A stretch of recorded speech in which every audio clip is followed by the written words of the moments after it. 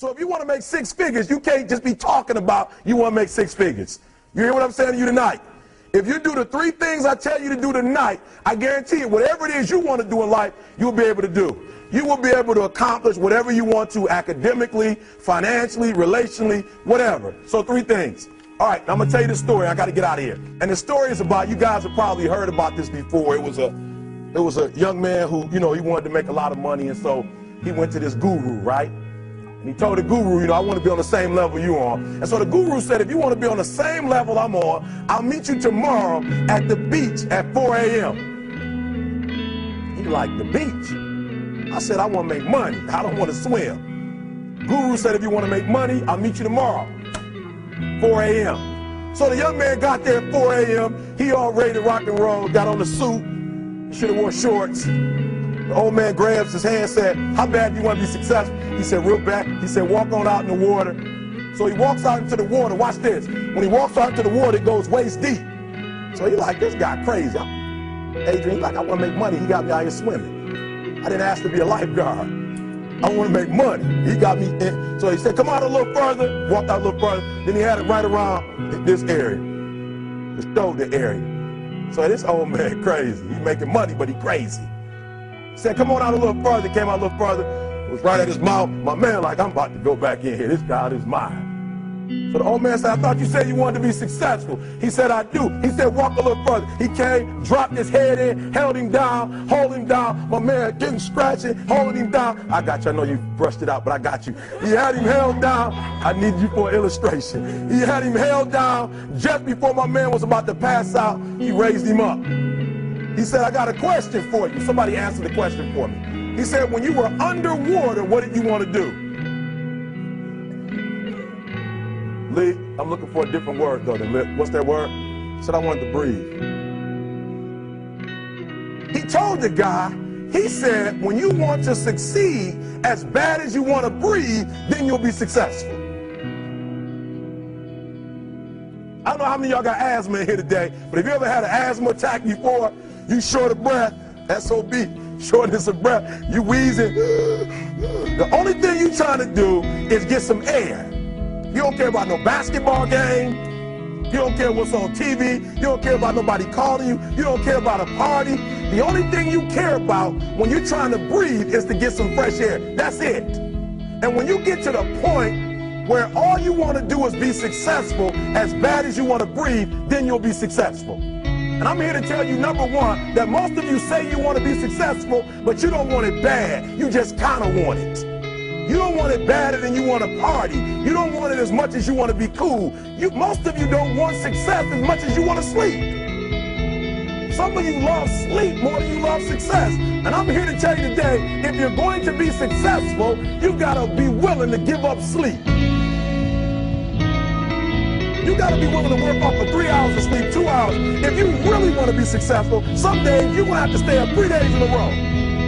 Because if you go to sleep, you might miss the opportunity to be successful. That's how bad you got to want it. You got to go days without, listen to me, you got to want to be successful so bad that you forget to eat.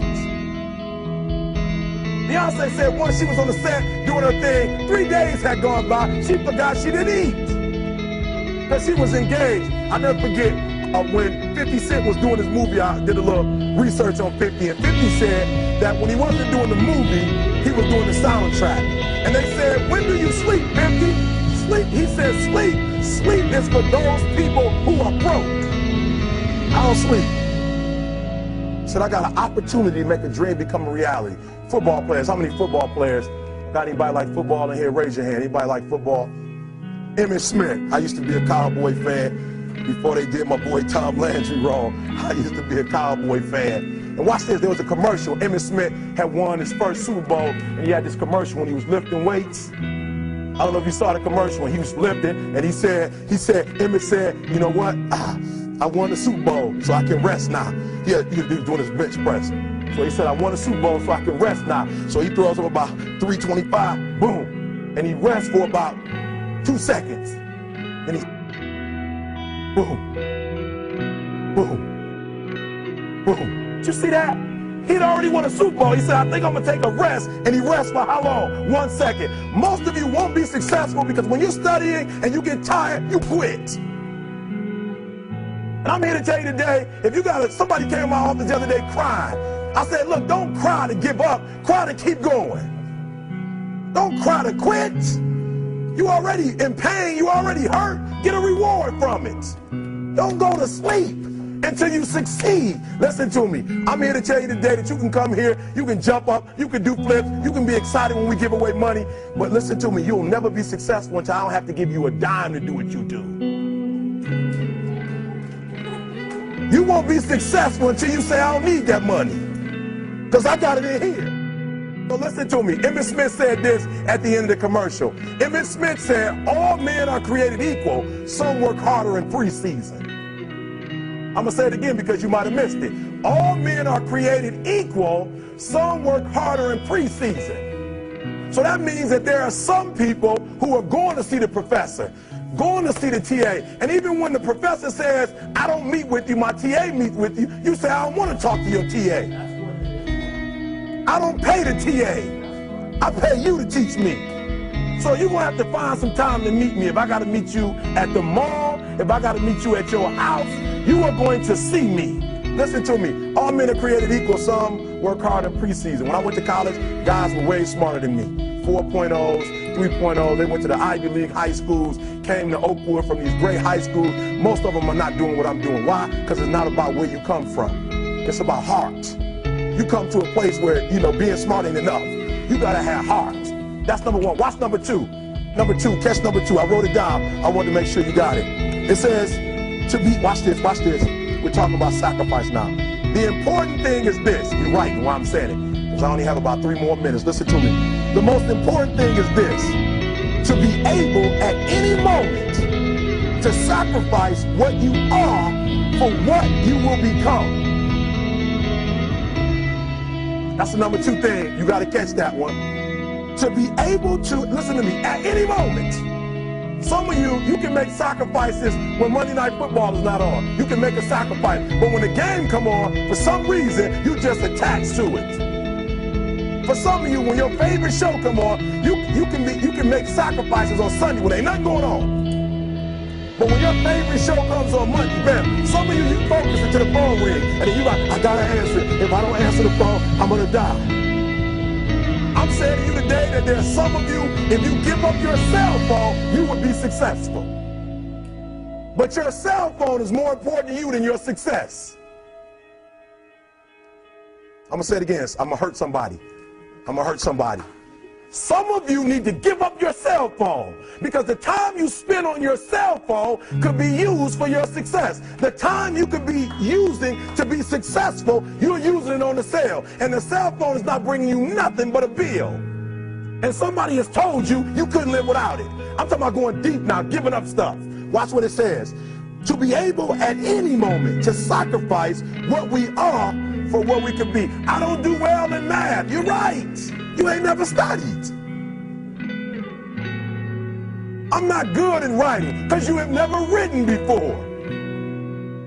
But I dare you to fail in writing for a whole year to see if you can get to the end. I dare you to fail.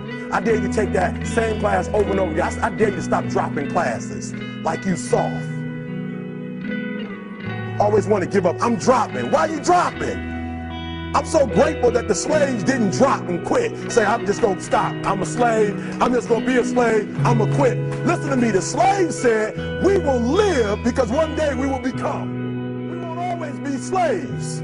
So today, although we're slaves, we're going to act like we're free, and one day our children will be free. If the slaves would have just said, we quit, we give up, we would have died in the middle passage. But some slaves said, I don't care what we go through, we're going to survive this.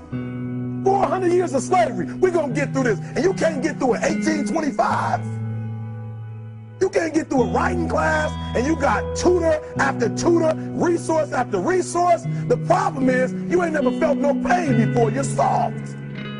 It's a soft generation. You quit on everything. Our people did not quit. Harriet Tubman not only made it, she went back and got some more. She said, you know what, I made it, but I'm going to walk all, listen to me, shh. not ride the bus. I'm going to walk all the way back down to the south to get some more. And you quitting on 1825? Now watch this. You quit after you, listen to me, you get a sleeping bag and you wait for them.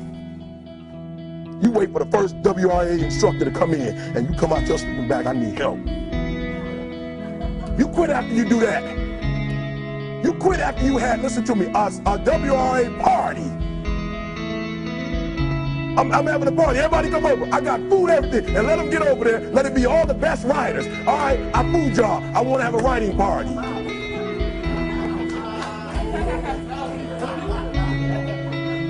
I'm serious. You quit and you ain't even tried yet. Last one. I'm sorry. Last one. Listen to me. Pain is temporary. It may last for a minute or an hour or a day or even a year. But eventually, it will subside. And something else will take its place. If I quit, however, it will last forever. Listen to me, I'm telling you as I leave. I'm telling you as I leave, I was homeless for 2.5 years. And the problem with most of you never felt no pain before. Y'all spoiled. Y'all spoiled. Some of y'all spoiled, just bottom line. Your parents have done everything for you. You never had to do nothing for yourself. You're spoiled. We're going to keep it real tonight. Some of you are spoiled brats. Every time you ever got in trouble, somebody in your house got you out of it. Every time you've done something you're not supposed to do, people say, Eric, your mother's a tyrant. You're right. She kicked me out. You're right. She's mean, but she developed a man because she put me out there and said, you're going to have to grow up. And some of you have never learned to grow up. And so every time something get hard, you quit, you call mama. I dare you to take a little pain. I dare you. I dare you not to go home. Somebody said, I don't go home, I feel bad. Go through it. You ain't gonna die. At the end of pain is success. You're not gonna die because you're feeling a little pain. I'm not eating like I eat at home. That's why you're about to go to the next level, because if you keep eating like you ate at home, you'll keep being a boy or a girl. It's time to become man, woman.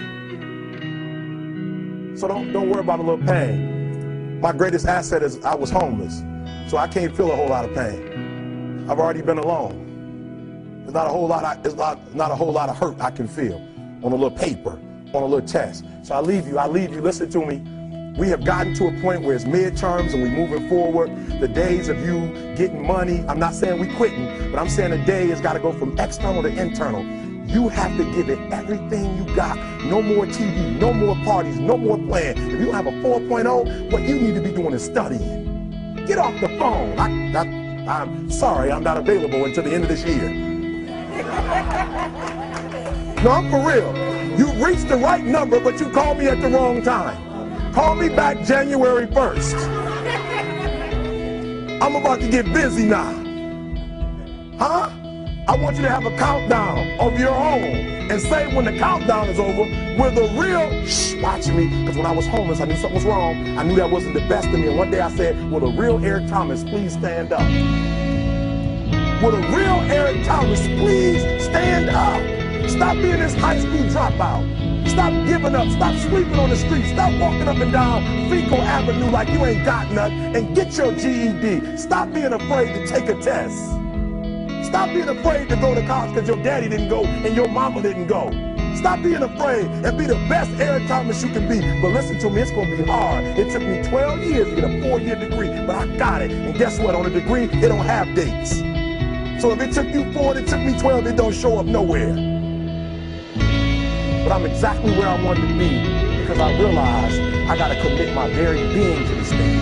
I gotta breathe it, I gotta eat it, I gotta sleep it. And until you get there, you'll never be successful in life. But once you get there, I guarantee you, the world is yours. So work hard and you can have whatever it is you want. Thank you guys for your time.